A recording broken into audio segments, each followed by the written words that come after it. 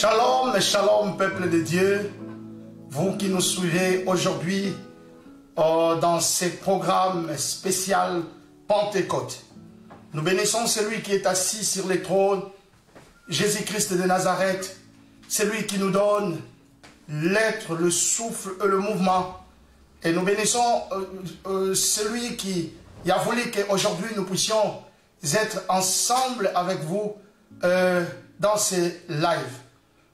Partagez cette vidéo, partagez vraiment au maximum cette vidéo pour votre bénédiction. Vous savez, quand nous partageons les vidéos, les programmes de la parole de Dieu comme ça, le Seigneur nous donne des bénédictions extraordinaires. Parfois, nous ne réalisons pas que nous faisons des choses extraordinaires, mais le Seigneur n'est pas injuste pour oublier ce que nous faisons pour lui. Alors, partagez au maximum cette vidéo qui est importante, qui est intéressante et qui est une bénédiction pour son peuple. Spécial Pentecôte. Bien aimé, aujourd'hui, le Seigneur veut nous bénir d'une manière exceptionnelle. Le Seigneur veut nous bénir d'une manière particulière. Je bénis tout le monde qui est déjà branché dans ces programmes et j'ai béni tous les ministres de Dieu des églises du Christ en mission à travers le monde. Que la paix de l'Éternel soit avec vous, tous les pasteurs, les évangélistes, les apôtres, les prophètes, les docteurs. Que le Seigneur soit avec vous, vous les ministres de Dieu et des églises du Christ en mission à travers le monde. Merci pour le travail des titans que vous êtes en train de faire pour le Seigneur et que le Seigneur vous donne des récompenses en rapport avec ces travaux. Et je bénis aussi tous les hommes et les femmes de Dieu et à travers le monde qui partagent la parole pendant ces temps difficiles, pendant ces temps de confinement. Ils partagent dans les réseaux sociaux. Et voilà, et que Dieu vous bénisse vraiment. Et tous les hommes et les femmes de Dieu dans le corps du Christ. Que le Seigneur soit avec vous. Que le Seigneur soit avec vous. Oh bien-aimés, nous sommes très bénis cet après-midi. Et parce que Dieu est là pour nous. Nous bénissons le Seigneur une fois de plus parce qu'il veut nous parler cet après-midi. Vivre la Pentecôte, vivre la Pentecôte. C'est ça notre thème d'aujourd'hui. Pendant ce jour de spécial Pentecôte, vous qui nous suivez à partir de vos maisons, ou là où vous êtes confinés, et que la grâce de Dieu soit avec vous. Et nous voulons ensemble vivre la Pentecôte. Vivre la Pentecôte.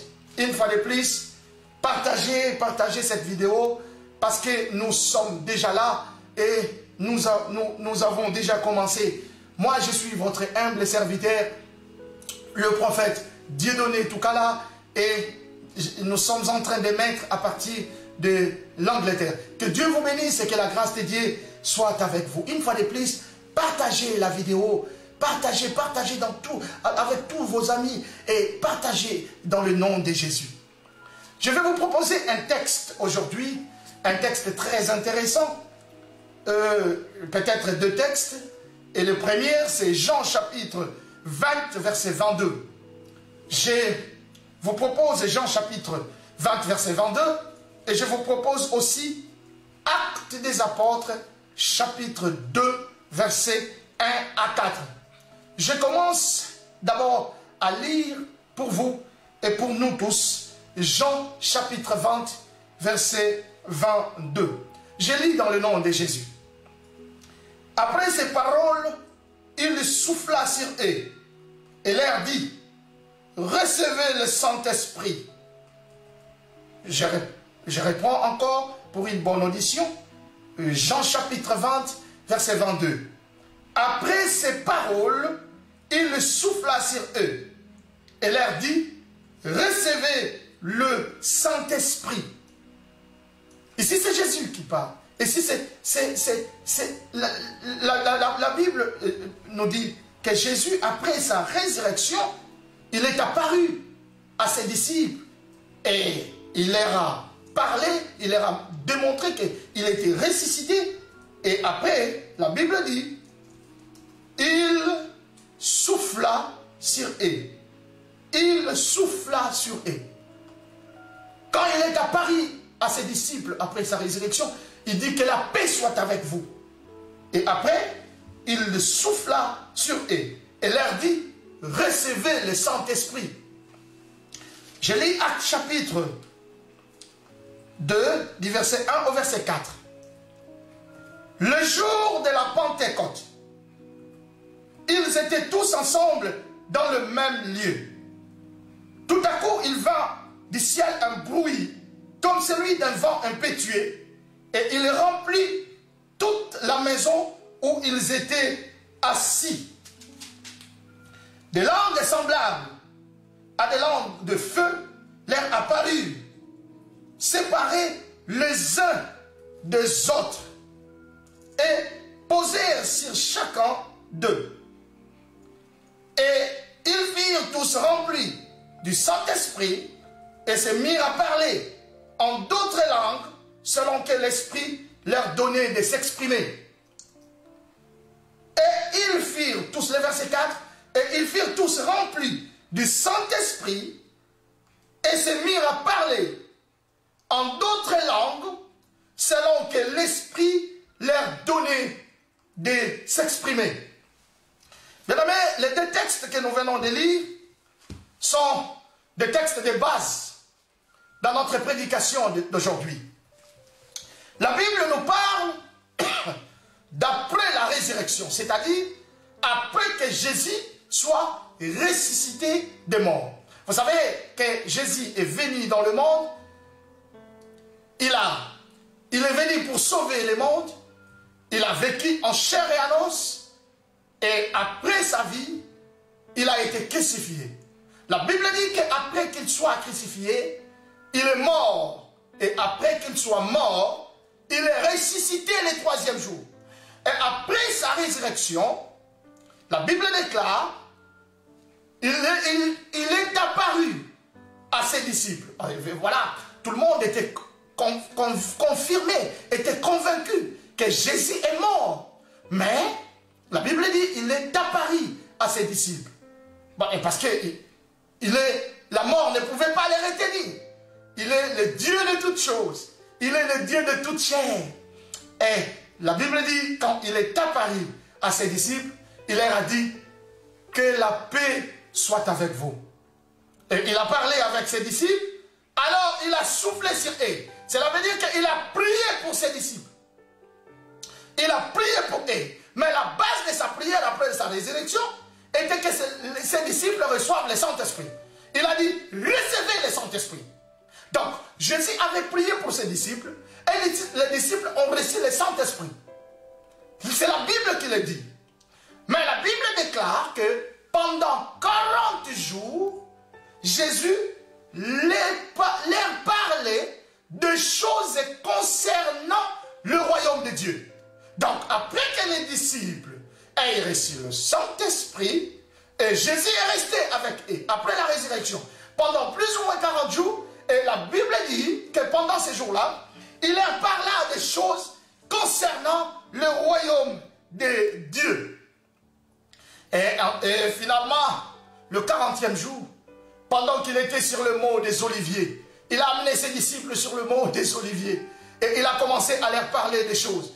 Et ses disciples lui ont posé des questions en rapport avec le royaume de Dieu. Parce qu'il leur avait parlé du royaume de Dieu. Et pendant qu'il expliquait à ses disciples, il leur a dit il leur a donné des instructions. Et parmi les instructions que Jésus a données à ses disciples, il leur a dit, ne quittez pas Jérusalem. Je veux que vous soyez là, que vous restiez là. Et que vous attendiez le Saint-Esprit qui a été promis par les pères. Écoutez, si vous ne lisez pas bien la Bible, vous pouvez facilement croire qu'il y a une contradiction entre les textes de Jean, chapitre 20, verset 22, et les textes de Actes, chapitre 2, verset 1 à 4.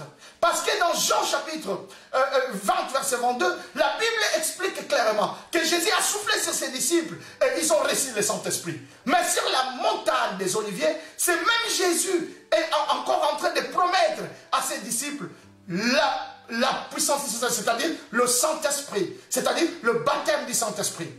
Écoutez, bien-aimés, je veux que vous puissiez comprendre ceci, que Jésus a promis le Saint-Esprit à ses disciples. Il a dit, il faut que je m'en aille, afin que le Saint-Esprit vienne. Parce que si je ne m'en vais pas, l'Esprit ne viendra pas. Il faut que je m'en aille. Et la Bible dit, pendant qu'il parlait, qu'il leur parlait sur la montagne des Oliviers, il est allé, ils avaient les yeux fixés vers le ciel, et Jésus est parti. Il est parti. Il est parti. Bien aimé, son ascension s'est faite après qu'il ait donné des instructions à ses disciples par rapport à la venue du Saint-Esprit. Et la Bible dit que les disciples sont restés dans la chambre haute. Ils sont rentrés. Ils étaient dans la chambre haute sans Jésus. Jésus est parti. Et écoutez, bien aimé, vous savez, les disciples à la fois avaient un sentiment de joie, mais aussi à la fois un sentiment de déception. Parce que, écoutez, ils ont été avec Jésus. Et là, ils ont vu comment Jésus opérait des miracles. Ils étaient habitués aux miracles. Ils étaient habitués à la facilité. Parce que Jésus rendait les choses faciles. Et subitement, c'est Jésus est crucifié. Il est humilié par la crucifixion. Et alors il est mort. Et gloire au Seigneur, après 3 jours, il est ressuscité. Alors, pendant 40 jours, les seigneurs, pendant que Jésus leur parlait, ces 40 jours-là, c'était les jours de réconfort. Il dit, waouh, il est réveillé. C'est vrai, c'est lui. Mais alors, subitement, ils le voient encore monter au ciel. Cette fois-là, ils ont compris que, ah, là, c'est fini. L'ascension de Jésus a été à la fois une satisfaction pour les disciples, mais aussi une déception dans le sens qu'il n'est plus là. Il n'est plus là. Et ils étaient dans la chambre haute, ensemble. Et la Bible dit que pendant qu'ils étaient ensemble, 10 jours après, la Bible dit, pendant qu'ils étaient ensemble dans la chambre haute, ils sentent un vent. La Bible dit très clairement que les disciples ont senti. Un chapitre 2 dit très clairement, les jours de la Pentecôte, ils étaient tous ensemble dans le même lieu. Ils étaient tous ensemble dans le même lieu. Tout à coup, vint du ciel un bruit comme celui d'un vent impétueux. Ils ont senti un bruit comme celui d'un vent impétueux. Et il remplit toute la maison où ils étaient. Ce bruit a rempli toute la maison. C'est-à-dire, les oreilles de tout le monde étaient, je ne sais pas, étouffées par ces bruits-là. Parce que c'était un grand bruit qui est venu du ciel. Et tout le monde ne comprenait pas. C'est quoi cette histoire? Bien aimé, je vais vous dire ceci. Il y a un avantage dans le confinement. Pour que les disciples vivent ces choses, ils étaient dans le confinement pendant des jours. Et dans la chambre haute, ce confinement-là a fait que le Saint-Esprit puisse venir comme Dieu avait promis. Et la Bible dit qu'ils ont senti un bruit comme celui d'un vent impétueux. Et ce bruit a rempli toute la maison. Alors, subitement, ils sentent des langues semblables à des langues de feu. Donc, des langues qu'ils ne connaissaient pas. Premièrement, ce n'étaient pas des langues qu'ils connaissaient. C'était des langues semblables à des langues de feu. L'heure apparut. Et les gens commençaient à rababa, rababa, rababa, rababa, et tout le monde, je pense même que quand quelqu'un voulait s'étonner du fait de voir un autre parler des langues compliquées, et lui aussi ses langues le remballaient. Et la Bible dit, ces langues commençaient à séparer les unes des autres et se poser sur eux, sur chacun d'eux, sur chacun d'eux.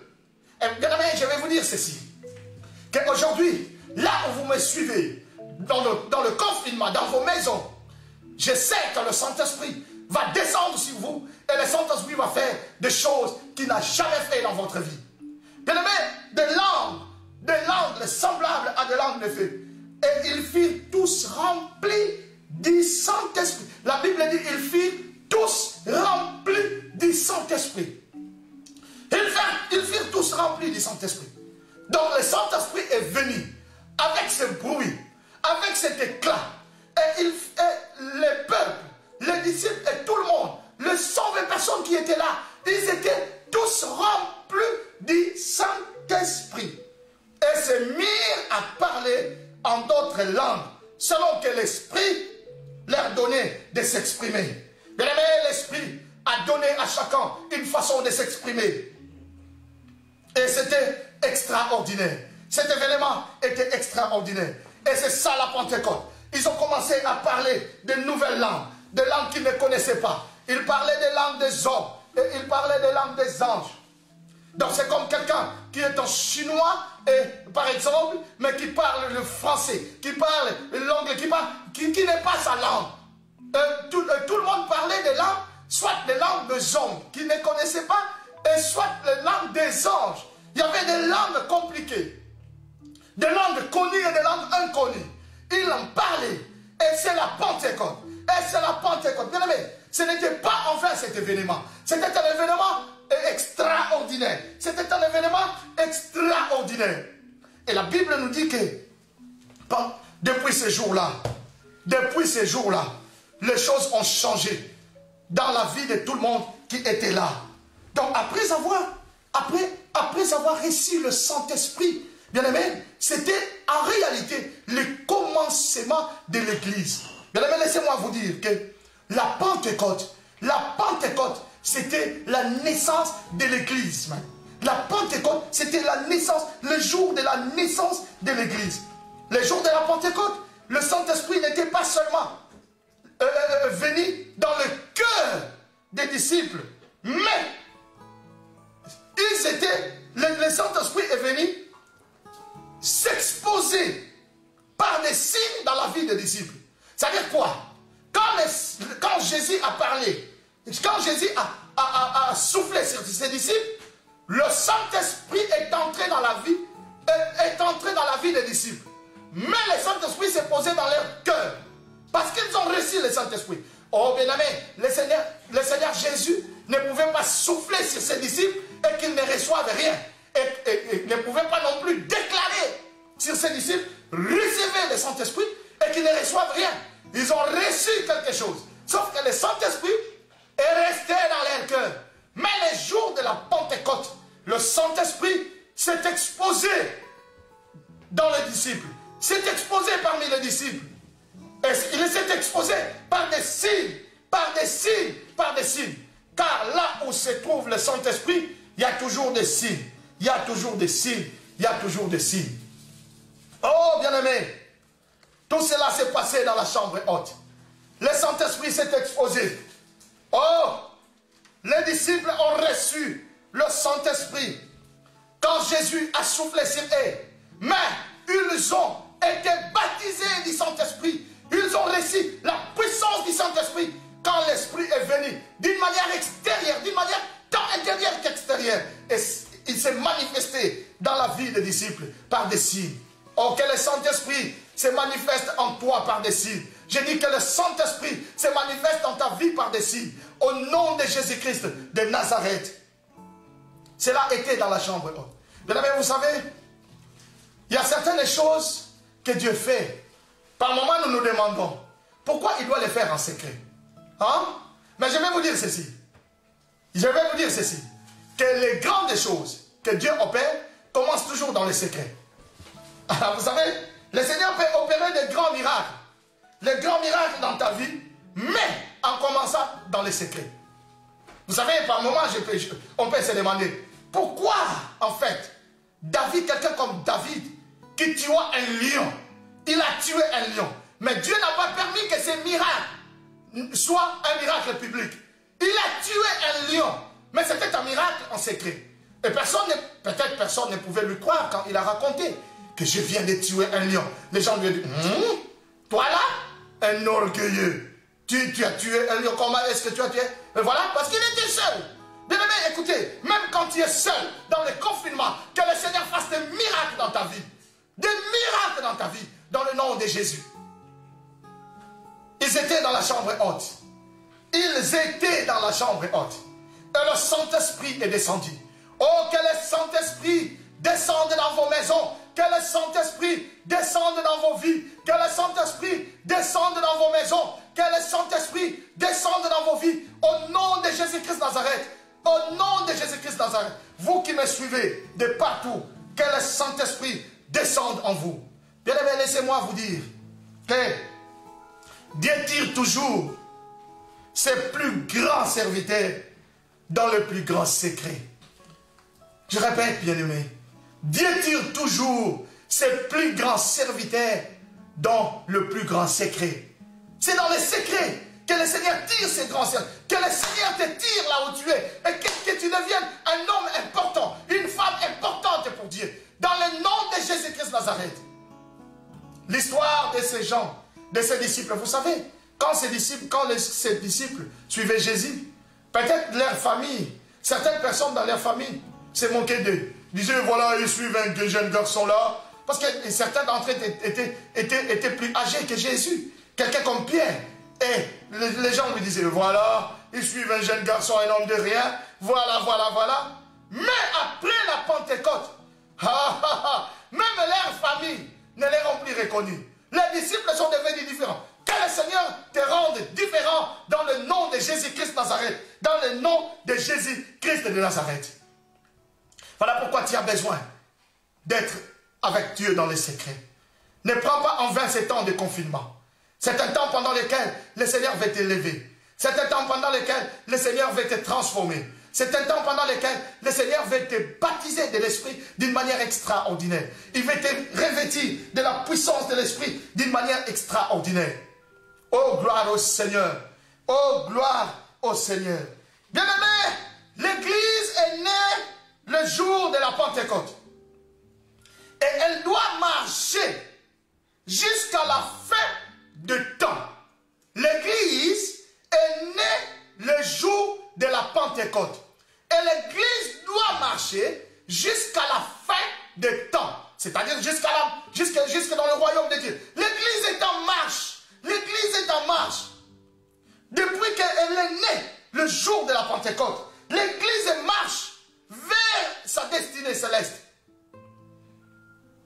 Et voilà pourquoi, bien-aimés, la Pentecôte est le point de départ de l'Église. Je dirais que la Pentecôte est le point de départ de l'Église. La Pentecôte est comparée au jour du mariage d'un couple. Vous savez, quand deux personnes s'aiment, ils peuvent s'arranger dans les relations et finalement, ils vont se marier. Le jour du mariage, c'est vraiment le commencement du mariage. C'est vraiment le commencement de la vie de ce couple-là. Les jours du mariage, ils vont à l'église, ils sont bénis. Mais tout n'est fini pas là. La plus grande chose, c'est après le mariage. Ils doivent vivre le mariage. Voilà pourquoi après la bénédiction nuptiale, après le mariage, c'est la vie du couple. Voilà pourquoi beaucoup de gens ont réussi le mariage, mais ils n'ont pas réussi la vie de couple. Vous pouvez réussir le mariage. C'est-à-dire, vous avez tout fait et vous êtes allés jusqu'au point de vous marier. J'ai vu des gens qui se sont mariés, mais après, ils n'ont pas réussi la vie de mariage. Ils se sont séparés après 1 mois, après 2 jours, après 5 jours, après 2 mois, après 3 mois, après 1 année, après 5 ans. Ils se sont séparés parce qu'ils n'ont pas pu contrôler la vie du couple. Écoutez, l'Église a commencé le jour de la Pentecôte. Mais l'Église doit vivre la Pentecôte pendant la marche. L'Église doit vivre la Pentecôte pendant sa marche. Parce que l'Église n'est pas encore à la fin. L'Église attend le retour de Christ pour qu'il soit enlevé. L'Église attend la fin des jours. Et pendant la marche de l'Église, l'Église est obligée, l'Église est censée de vivre la Pentecôte. L'Église est censée de vivre la Pentecôte jour après jour. Les chrétiens sont censés de vivre la Pentecôte jour après jour. Les chrétiens sont censés de vivre la Pentecôte jour après jour. La vie du Saint-Esprit jour après jour. Et c'est ça la volonté de Dieu. Bien-aimés, après ces jours de la Pentecôte, quand le Saint-Esprit est descendu dans la chambre haute, c'est là où a commencé, c'est là qu'a commencé le ministère de l'Esprit. La Bible parle du ministère de l'Esprit. Oh, le ministère du Saint-Esprit, le ministère de l'Esprit a commencé juste après le jour de la Pentecôte. Et depuis le jour de la Pentecôte, là, le ministère de l'Esprit a commencé. Et la Bible dit que le ministère de l'Esprit est plus supérieur en gloire que tous les autres temps. Écoutez, le ministère de l'Esprit est plus supérieur en gloire, plus que tous les temps, de toutes les dispensations, qui ont existé et qui existeront. La dispensation de l'Esprit, c'est-à-dire le temps du Saint-Esprit, c'est-à-dire le temps de l'Église, c'est le temps le plus fort, à part le royaume de Dieu. Voilà pourquoi toi qui connais le Seigneur, et toi qui as le Saint-Esprit, tu dois te réjouir, parce que tu es connecté au Saint-Esprit, et le Saint-Esprit te donne une gloire beaucoup plus supérieure à la gloire de toutes les autres personnes, à la gloire de tout ce qui existe. La Bible dit dans 2 Corinthiens, chapitre 3, versets 7 à 9, que la gloire de l'Esprit, la gloire du ministère de l'Esprit est beaucoup plus supérieure que tout. Le ministère de l'Esprit est plus supérieur en gloire. Le ministère de l'Esprit est plus supérieur en gloire. Cela veut dire que quand le Saint-Esprit habite en toi, quand tu marches selon l'Esprit, quand tu es baptisé du Saint-Esprit, tu es supérieur en gloire. Tu peux impacter le monde. Tu peux impacter ton domaine. Tu peux impacter ton temps. Tu peux marquer ton époque. Parce que le Saint-Esprit est avec nous. Oh, que le Saint-Esprit t'aide à marquer ton époque. Je veux que tu marques ton époque. Je veux que le Saint-Esprit t'aide afin que tu puisses marquer ton époque dans le nom de Jésus-Christ Nazareth. Dans le nom de Jésus-Christ Nazareth. Dans le nom de Jésus-Christ Nazareth. Dans le nom de Jésus-Christ Nazareth. Donnez-moi un amen là où tu es et je continue. Donnez-moi un amen fort et je continue. Donnez-moi vraiment un amen fort, fort et je continue. Gloire au Seigneur. Gloire au Seigneur. Gloire au Seigneur. Le ministère de l'Esprit établit à l'Église beaucoup d'aspects. Le ministère de l'Esprit amène à l'Église beaucoup de choses. Beaucoup de choses. Et je vais vous parler aujourd'hui, rapidement, de 7 aspects du ministère de l'Esprit pour que nous puissions vivre la Pentecôte. Nous devons savoir qu'est-ce que la Pentecôte nous apporte, qu'est-ce que le ministère de l'Esprit nous apporte. Et quand nous comprenons ces choses, nous allons vivre la Pentecôte jour après jour, minute après minute, seconde après seconde, tiers après tiers. Parce que nous savons que nous n'avons pas reçu l'esprit de timidité ou l'esprit de rien, mais nous avons reçu l'esprit qui a apporté quelque chose en nous. Le premier aspect numéro 1 du ministère de l'Esprit. Le ministère de l'Esprit, le Saint-Esprit, établit la présence de Dieu dans l'Église. Écoutez, le Saint-Esprit établit la présence de Dieu dans l'Église. Le Saint-Esprit établit la présence de Dieu dans le croyant. Le Saint-Esprit établit la présence de Dieu dans la vie du chrétien. Le Saint-Esprit établit la présence de Dieu. Je parle la présence permanente de Dieu. Le Saint-Esprit établit la présence permanente de Dieu dans l'Église. Voilà pourquoi l'Église doit avoir la présence permanente de Dieu.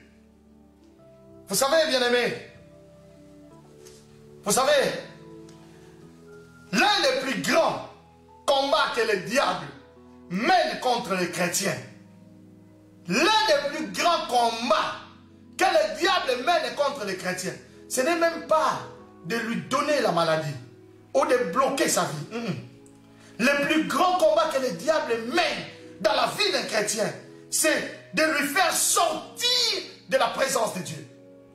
Le diable met toutes les batteries en marche pour te faire sortir de la présence de Dieu. Et le diable met toutes les batteries en marche pour faire sortir l'église de la présence de Dieu. Voilà pourquoi je dirais qu'il y a des églises locales, beaucoup d'églises locales, des communautés entières, où il n'y a pas la présence permanente de Dieu. Ces églises sont juste de congrégations sociales. Ce sont des congrégations sociales, mais ce ne sont vraiment pas des églises. Il n'y a rien de spirituel dans tout ce qu'ils font. Ils prêchent la Bible, ils parlent de Dieu, mais la présence permanente de Dieu n'y est pas. Oh bien-aimés, écoutez, peu importe le niveau de votre église, peu importe le nombre de membres que vous avez dans votre église, s'il n'y a pas la présence permanente de Dieu, ce n'est pas la maison de Dieu. Et peu importe les titres que tu portes, que tu portes dans l'église, mais s'il n'y a pas la présence permanente de Dieu dans ta vie, tu es nul. Le Saint-Esprit établit la présence permanente de Dieu dans la vie du chrétien, dans la vie du croyant, dans la vie de l'église. Et que le Seigneur t'aide afin que la présence permanente de Dieu soit ton partage dans le nom de Jésus. Voilà pourquoi heure après heure, minute après minute, seconde après seconde, tierce après tierce, tu dois vivre et expérimenter la présence permanente de Dieu dans ta vie. Que le Seigneur t'aide et que le Saint-Esprit t'aide. Que le Saint-Esprit nous aide à expérimenter la présence permanente de Dieu dans notre vie. Deuxième aspect, le Saint-Esprit amène la persévérance. La Bible dit que,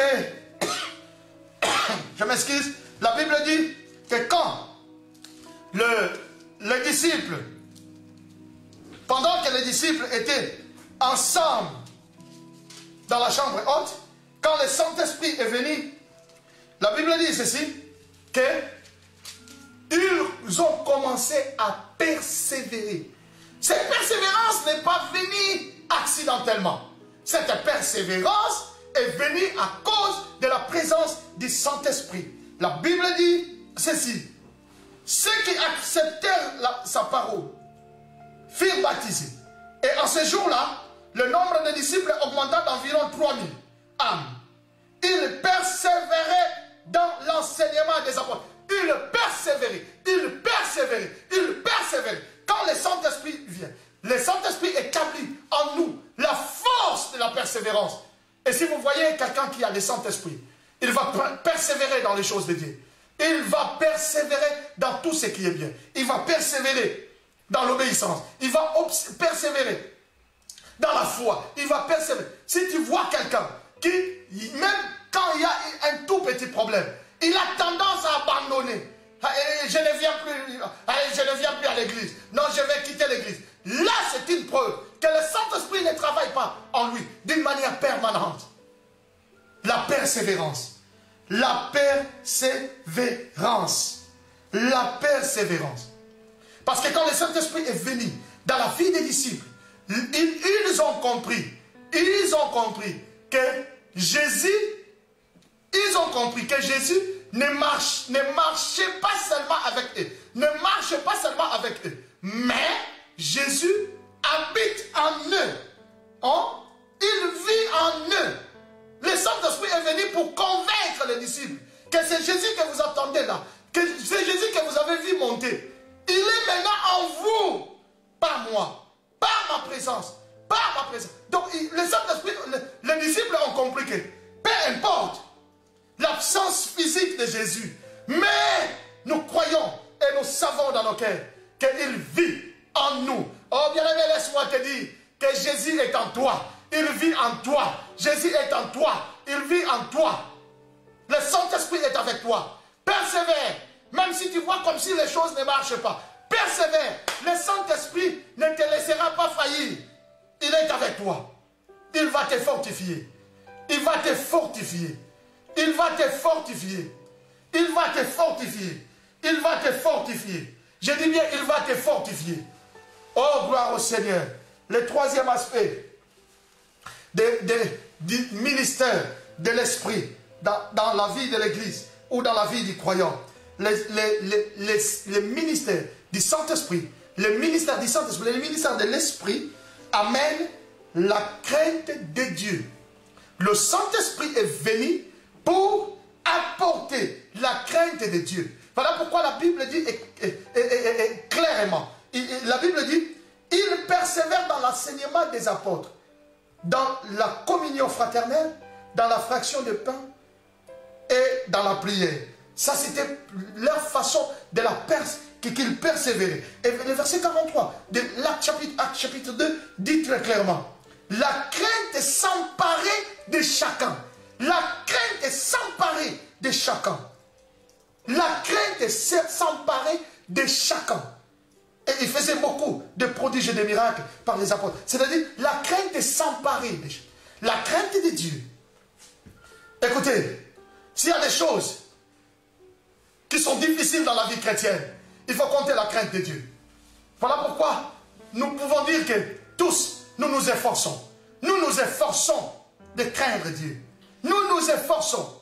Mais ce n'est pas par nos efforts que nous arriverons à craindre Dieu comme Dieu le veut. C'est le Saint-Esprit qui nous donne la capacité de craindre le Seigneur.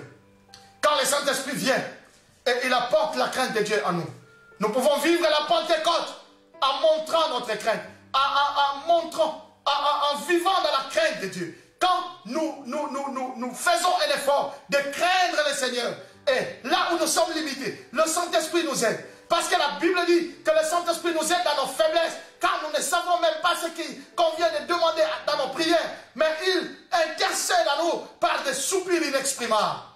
Oh, que le Saint-Esprit t'aide. Toi qui ne sais pas encore vivre dans la sanctification, dans la crainte de Dieu, dans la crainte de Dieu. Aujourd'hui, il n'y a plus de crainte de Dieu à l'église. Beaucoup de gens viennent à l'église, ils voient les églises comme des mouvements traditionnels. Ils peuvent faire tout ce qu'ils peuvent faire. Ils peuvent craquer la porte comme ils veulent. Ils peuvent faire des scandales comme ils veulent. Mais ce n'est pas ça l'église. Et le chrétien, c'est quelqu'un qui craint le Seigneur. Parce que le Saint-Esprit, quand il vient, il apporte la crainte de Dieu dans la vie du croyant.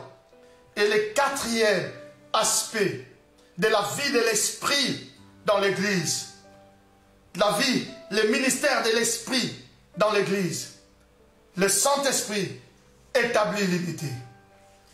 Le Saint-Esprit établit l'unité. Le Saint-Esprit établit l'unité. Le Saint-Esprit est conciliant.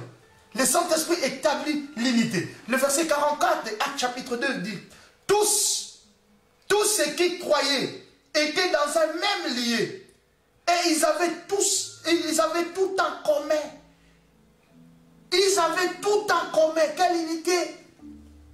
Ils étaient dans le même lieu. Hein? Et ils avaient tout en commun. L'église, c'est le lieu de l'unité. Un chrétien, c'est un homme d'unité. C'est une personne qui apporte la paix et qui croit à l'unité. Aujourd'hui, nous voyons beaucoup de gens qui sont chrétiens, mais ce sont eux qui apportent des divisions. Ils apportent des divisions dans leurs églises, dans leurs familles, dans leurs congrégations, dans leur environnement. Mais cependant, nous sommes ceux-là qui sommes supposés d'apporter la paix, d'apporter l'unité. Oh bien-aimé, ce qui nous unit est plus fort que ce qui peut nous diviser. Toi qui as quitté une église, toi qui as abandonné une église, toi qui as eu des problèmes avec des gens, ce n'est pas encore trop tard. C'est possible d'arranger. Voilà pourquoi quand le Saint-Esprit est dans la vie d'une personne, tu verras, cette personne n'a pas difficile à demander pardon, n'a pas difficile à traiter la paix, n'a pas difficile à négocier.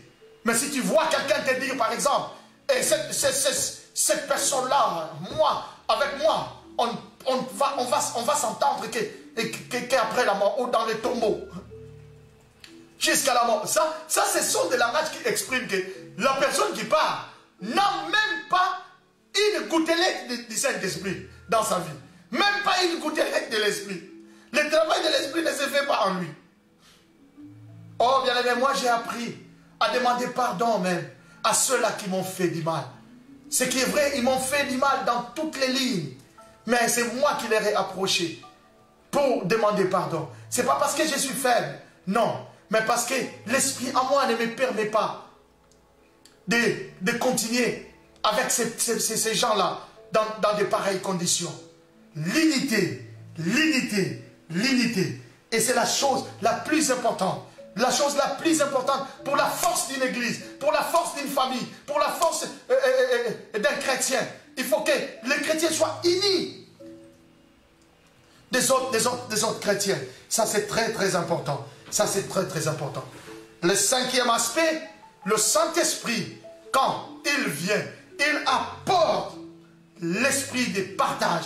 L'esprit de partage. Il amène les partages, les données. Voilà pourquoi, si tu regardes quelqu'un, même dans l'église, si tu veux voir que quelqu'un a l'esprit de Dieu, regarde cette personne, comment il donne. Il donne, c'est-à-dire, il donne sa dîme, il donne les offrandes, il donne les sacrifices, il fait les dons. Mais regarde seulement, tu verras qu'il est réticent. Même parfois quand il apporte un sacrifice, tu peux te demander est-ce que ça vraiment c'est un sacrifice. Ou quand il apporte une offrande, et ça c'est vraiment une offrande. Et parfois ces dîmes ne sont même pas les vrais dîmes. Non? Pourquoi? Parce que l'esprit n'est pas en lui.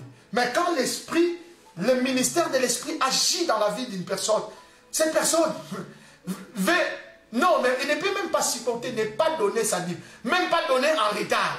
La première des choses que la personne doit faire, c'est être fidèle à Dieu. Être fidèle à Dieu dans les données. Pourquoi il est fidèle à Dieu dans les données? Parce que le Saint-Esprit apporte l'esprit de partage. La Bible dit, au verset 45 et verset 46 de Actes chapitre 2, la Bible dit ceci. Ils vendaient leurs propriétés et leurs biens. Et ils en partageaient les produits entre tous. Ils en partageaient les produits entre tous, selon les besoins de chacun. Ils étaient chaque jour, tous ensemble, au temple. Ils rompaient le pain dans les maisons et prenaient leur nourriture avec joie et simplicité de cœur. Oui, ils le faisaient avec simplicité de cœur. Mais aujourd'hui, nous voyons des gens, parfois il a donné une offrande, et après demain, il commence à parler. Eh bien, mais cet homme de Dieu-là, cette église-là, d'ailleurs, ils ont réussi mon argent. Ils ont réussi ton argent parce que tu as donné tes offrandes, tu as donné tes dîmes, tu as donné... Mais parfois, tu réclames ça, d'une manière ou d'une autre. Nous le voyons. Bien-aimés, écoutez, quand le Saint-Esprit est dans la vie d'une personne, et cette personne ne peut pas réclamer ce qu'il a donné à Dieu. S'il l'a donné en termes d'offrande, de dîmes, de sacrifices ou de dons, il l'a donné à Dieu. Il l'a donné à Dieu. Il ne peut même pas réclamer. Parce que l'esprit de partage est en lui. Et nous voyons aujourd'hui, il y a des gens qui, parfois ils ont des situations difficiles, qui nécessitent qu'ils élèvent une offrande sacrificielle devant Dieu. Mais tu verras que la personne, non, il ne sait même pas qu'à ce moment-ci, j'ai besoin d'une offrande sacrificielle. Simplement parce que le travail, le ministère de l'esprit en lui n'agit pas d'une façon totale, comme le Seigneur le veut. Bien-aimés, écoutez, il faut que nous puissions vivre la Pentecôte. Nous ne pouvons pas vivre la Pentecôte si tout le travail du ministère de l'esprit ne s'exécute pas en nous. Oh, que le Saint-Esprit nous aide à vivre la Pentecôte jour après jour, minute après minute, seconde après seconde et tierce après tierce. Donnez-moi 3 bons amen là où vous êtes. Come on. Amen. Amen. Amen. Gloire au Seigneur. Gloire au Seigneur. 6e aspect du ministère de l'Esprit. Dans l'Église, le ministère de l'Esprit, le Saint-Esprit apporte la louange. Le Saint-Esprit apporte la louange. Écoutez, il y a des gens par moment, ils vont dans des églises, les autres chantent, les autres louent le Seigneur et sont comme ça là. Ils regardent comme des simples sentinelles. Les autres se lèvent pour adorer et sont assis. Ils sont, je ne sais comment, ils sont remplis d'eux-mêmes. Peut-être à cause de leurs habits, peut-être à cause de leur élégance. Mais pendant que les gens, c'est poumon à louer Dieu, à adorer Dieu. Et parfois, ils ne font que vérifier les autres. Et parfois, ils s'étonnent. Ils disent, et voilà comment ils font. Quand tu veux voir le travail de l'esprit dans la vie d'une personne, regarde comment il se déchaîne dans la louange. Ok? Les religieux se retiennent. Les religieux se retiennent. Mais les chrétiens, les adorateurs, se déchaînent. Les vrais adorateurs se déchaînent. Quand ils arrivent à l'église, oh non mais c'est formidable. Moi je vois des gens, des chrétiens que parfois je félicite vraiment. Il peut être seul, mais il commence à louer Dieu d'une façon, et parfois tu as tendance à lui dire, eh mais écoutez, tu peux te taire un peu, tais-toi un peu. Parce qu'il loue le Seigneur, parce que le Saint-Esprit bouillonne dans son cœur, auquel le Saint-Esprit t'amène dans la louange. Et la louange est très très importante dans la vie du chrétien. Et voilà le verset 47, dit très clairement, louant Dieu et trouvant grâce auprès du peuple. Bien aimé, la louange apporte la grâce. Quand nous louons Dieu, Dieu nous accorde sa grâce. Et nous vivons dans la grâce. Et cette grâce se manifeste même devant les hommes. Parce que nous louons Dieu. Quand tu vois une situation, tu te vois devant une situation qui semble être impartiale. Loue seulement Dieu. Devant une impasse, loue seulement Dieu. Loue seulement Dieu. Même si tu n'as pas d'ici, loue seulement Dieu. Commence à louer Dieu. L'esprit de la louange, c'est le travail du Saint-Esprit dans la vie d'un chrétien. Peut-être tu peux avoir un problème. Vraiment des problèmes. Mais quand tu arrives parfois à l'église, personne ne peut savoir que tu as des problèmes. Vous savez, laissez-moi vous dire ceci. Moi, par moment, je vais à l'église. Parfois, je ne me sens pas bien. C'est moi qui me sens vraiment malade. Je ne me sens pas en bonne santé. Mais je pars à l'église. Et quand j'arrive à l'église, je commence à louer Dieu. Comme si je ne me sentais pas mal. Et finalement, je verrai personne à prier pour moi. Je n'ai même pas prié pour moi-même. Et je verrai cette peine, cette douleur, cette maladie partir. Moi, je ne félicite pas ceux-là qui disent, et souvent, je ne suis pas venu à l'église parce que je ne me sentais pas bien. Oh non, non, non. Moi, je pense que quand on ne se sent pas bien, la place, il ne faut pas manquer, c'est l'église. Parce que quand nous louons Dieu ensemble, avec cette onction commune, même si tu ne te sentais pas bien, le Seigneur te fait grâce. Parce que la louange apporte la grâce. Le septième et le dernier aspect du ministère de l'Esprit dans l'Église et dans la vie du chrétien, le Saint-Esprit apporte la puissance de Dieu. Le Saint-Esprit apporte la puissance de Dieu. La Bible dit que quand le Saint-Esprit est venu, alors le Seigneur a commencé à opérer beaucoup de miracles dans la main des apôtres. Beaucoup de miracles par le main des apôtres. Oui, la Bible le dit très clairement que beaucoup de miracles sont opérés par les apôtres. Parce que la puissance de Dieu est venue.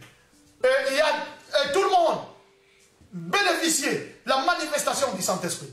Écoutez bien aimés, je vais vous dire ceci.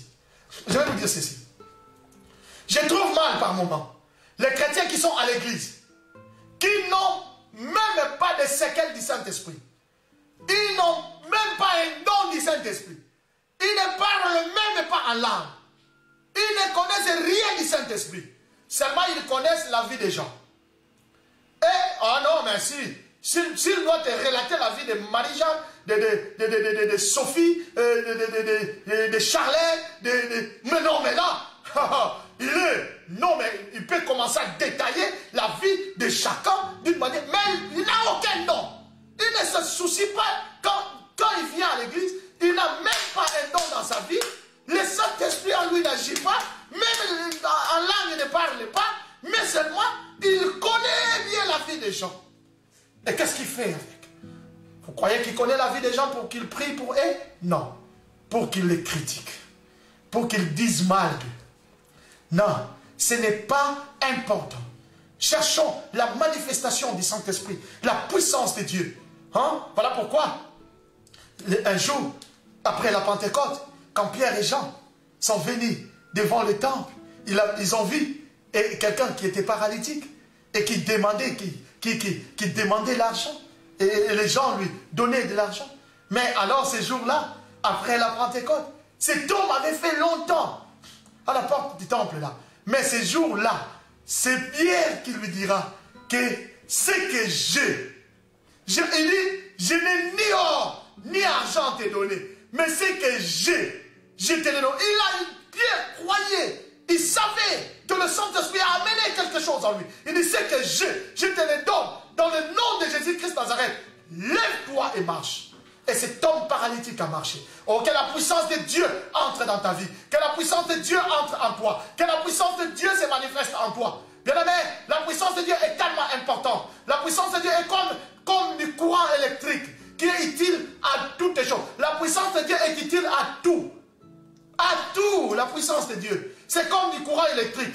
Si vous le lancez dans un réfrigérateur, alors il donne le froid. Si vous le lancez dans un réchaud, il donne la chaleur. Et si vous le lancez dans un ventilateur, il donne de l'air. Donc cela dépend de l'utilisation. Cela dépend de l'utilisation. Vous comprenez? Vous pouvez utiliser la puissance de Dieu en tout. Même dans ton commerce, tu as besoin de la puissance de Dieu. Dans tes affaires, tu as besoin de la puissance de Dieu. Dans tout ce que tu fais, tu as besoin de la puissance de Dieu. Dans ton ministère, tu as besoin de la puissance de Dieu. Dans ta vie, tu as besoin de la puissance de Dieu. Le Saint-Esprit apporte la puissance de Dieu dans la vie des croyants. Oh, que le Seigneur t'accorde sa puissance. Que la puissance de Dieu vienne dans ta vie, dans ta famille et dans tout ce que tu feras. Dans ton travail, que la puissance de Dieu accompagne. Hein? Il y a des choses qui peuvent être arrangées. Même dans ta vie professionnelle. Seulement par la puissance de Dieu. Non pas par tes explications. Non pas par tes lettres. Que la puissance de Dieu t'environne. Et partout où vous me suivez, que la puissance de Dieu vous accompagne dans le nom de Jésus. Que le Seigneur vous accorde sa puissance. Et que le Saint-Esprit accomplisse son travail dans votre vie. Au nom de Jésus-Christ Nazareth. Au nom de Jésus-Christ Nazareth. Au nom de Jésus-Christ Nazareth. Toi qui m'as suivi, lève tes deux mains. Lève tes deux mains là où tu es. Je vais prier pour toi. Afin que le Saint-Esprit agisse dans ta vie, dans ta maison. Comme il a agi dans la chambre haute. Les jours de la Pentecôte. Père saint et véritable. Je lève mes mains en qualité de prophète. Et je déclare que le Saint-Esprit soit opérationnel dans la vie, au Dieu de ton Père. Et que tout le monde qui a suivi, au Dieu, ces lives, soit connecté par le Saint-Esprit. Et que la puissance de Dieu apporte la solution dans la vie de chacun. Que la puissance de Dieu apporte la grâce dans la vie de chacun. Et que ton nom soit exalté. Seigneur, merci. Comme cela s'est fait au jour de la Pentecôte. Je veux, Seigneur, que cela se manifeste dans la vie de chacun qui suit ces lives. Dans le nom de Jésus. Dans la vie de chacun qui suit ces programmes. Dans le nom de Jésus. Cher Saint-Esprit, agis dans la vie de chacun. Afin que ton nom soit exalté. Oh Dieu, merci. Merci pour le travail du Saint-Esprit. Oh, cher Saint-Esprit, merci. Cher Saint-Esprit, nous t'aimons. Cher Saint-Esprit, merci. Merci parce que ton travail a beaucoup plus de gloire. A beaucoup plus de gloire. Alors que ta bonté se manifeste dans la vie de chacun qui a suivi ces programmes. Je te bénis pour tout ce que tu as accompli. Toi qui es capable de faire des choses que personne autre ne peut faire. Merci pour ta fidélité, pour ta grandeur. Que ton nom soit honoré au siècle des siècles. Dans le nom de Jésus, j'ai ainsi prié et j'ai dit Amen. Amen, amen, amen, amen, amen, amen. Oh, acclame le Seigneur là où tu es. Acclame le Seigneur, acclame le Seigneur. Acclame le Seigneur là où tu es. Honore le Seigneur par les acclamations. Honore ce Dieu par les acclamations. Gloire au Seigneur. Gloire au Seigneur. Gloire au Seigneur. Que le Saint-Esprit te rende la tâche facile en toutes choses. Et que cette semaine qui commence, et qu'après la Pentecôte, soit pour toi une semaine de miracles. Et que tu voies le Saint-Esprit en œuvre dans tout ce que tu feras. Dans le nom de Jésus-Christ de Nazareth. Dans le nom de Jésus-Christ de Nazareth. Dans le nom de Jésus-Christ de Nazareth. Bien-aimé, merci d'avoir suivi ce programme. Et toi, qui es des églises de Christ en mission, qui y a apporté ta dîme, ton offrande, aujourd'hui, écoutez, faites-les, par transfert, soit online, et tu as les détails au bas de l'écran. Alors, apportez tes offrandes, apportez ta dîme et tes dons, ton sacrifice. Et si tu as un problème particulier, ne manque pas d'appeler pour que l'on puisse t'aider. Nous sommes là pour vous. Et celui qui n'est pas ici en Angleterre, il peut utiliser les numéros IBAN. Appelle seulement les numéros qui est là. Et le docteur Didier va t'aider pour te donner, ou l'apôtre Abichai va t'aider pour te donner les détails, comment tu dois faire pour que tu apportes tes offrandes. Mais sinon, prends tes offrandes, prends ta dîme, là où tu es, je vais prier pour toi, pour tes offrandes, pour ta dîme, dans le nom de Jésus. Père, je prie dans le nom de Jésus, j'élève toutes les offrandes, toutes les dîmes, au Dieu, qui sont levées devant toi, et je prie afin que tout celui qui apporte son offrande et sa dîme, qui a levé sa main là où il est, qu'il soit béni afin que ton nom soit exalté. Merci pour tout ce que tu fais, toi qui es capable de faire des choses que personne autre ne peut faire. Bénis, oh Dieu, chacun qui a suivi ces programmes et que ta grâce se manifeste dans la vie de chacun. Dans le nom de Jésus, nous avons ainsi prié et nous disons Amen. Une fois de plus, je vais dire que nous avons beaucoup de programmes qui sont importants. Écoutez, le lundi, il y a intercession avec le pasteur Tonton. Ne manquez surtout pas le soir dans notre intercession en ligne. Le mardi, nous avons un programme spécial avec l'apôtre Abichai et Lady Carrie. Et c'est un programme exclusivement anglophone. Et ne manquez pas ces programmes. Mais aussi, suivez bien, le mardi et le vendredi, de 12h à 13h, n'oubliez pas, nous avons conférence avec moi-même. Et cette conférence est en train de bénir beaucoup de gens, vivre une nouvelle version de soi-même. Je vous assure, nous avons des réactions de partout, et des gens qui réagissent de partout, de l'Europe, de l'Amérique, de l'Asie, de l'Océanie, qui nous envoient des messages, de l'Afrique, qui nous envoient des messages et qui sont édifiés par cet enseignement. Et nous continuons, nous continuons. Nous sommes encore à la partie 4, nous allons jusqu'à la partie 10. Donc, nous sommes encore là chaque mardi et chaque vendredi de 12h à 13h, heure de Londres. Ne manquez surtout pas dans ce programme qui est très très important. Pendant que le mercredi et le dimanche, de 18h à 19h, heure de Londres, nous sommes en train de suivre un thème très important sur Cache-toi. Et nous allons continuer le mercredi avec vous dans ce programme exclusivement Lingalaphone. Et je pense que c'est un programme vraiment béni. Et ne manquez pas de partager ce programme. Partagez nos vidéos. Partagez nos enseignements. Partagez et faites ce travail-là pour que le Seigneur vous bénisse davantage. Et les jeudis, il y a le culte du soir avec les pasteurs Tonton. Et ne manquez pas dans les lives des jeudis et les samedis, bien-aimés, nous avons une opération, opération Pélissa Moto, et avec le pasteur Tonton. Hier, c'était, oh là là, extraordinaire. On a lancé des zombies, et que le Seigneur bénisse le pasteur Tonton pour le travail de titan qu'il est en train de faire. Que le Seigneur bénisse le pasteur Tonton, que le Seigneur bénisse Maman Nana, et que la grâce de Dieu vous accompagne vraiment. Et c'était formidable, ne manquez pas à partir de 20h chaque samedi. Et il faut noter aussi, et il y a les vendredis soirs, il y a un programme de jeunes en mission, Youth on Fire, exclusivement en anglais. Et voilà, à partir de 19h30, Youth on Fire, exclusivement en anglais. Et voilà, ne manquez pas ces programmes-là. Il y a des jeunes qui parlent là-bas. Découvrez les jeunes en mission, ils sont formidables. Et aussi les samedis de 14h à 15h, heure de Paris, nous avons un programme avec la psychologie. Et hier, c'était formidable. Et je vous assure, suivez ces programmes exclusivement en français. Et voilà, je dis bien, 14h à 15h, heure de Paris.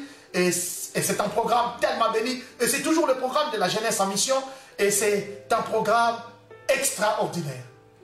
Bien aimés, c'est par là que nous voulons finir notre live. Que Dieu vous bénisse, vous qui avez suivi ces programmes, et que la grâce de Dieu soit avec vous, que le Saint-Esprit vous accompagne en toutes choses, dans le nom de Jésus. Je vous aime tous, et que la grâce de Dieu soit avec vous, au nom de Jésus. Écoutez, je vais finir par ici, je vais dire ceci. Pendant que nous sommes confinés, le diable n'est pas confiné. Soyons sages.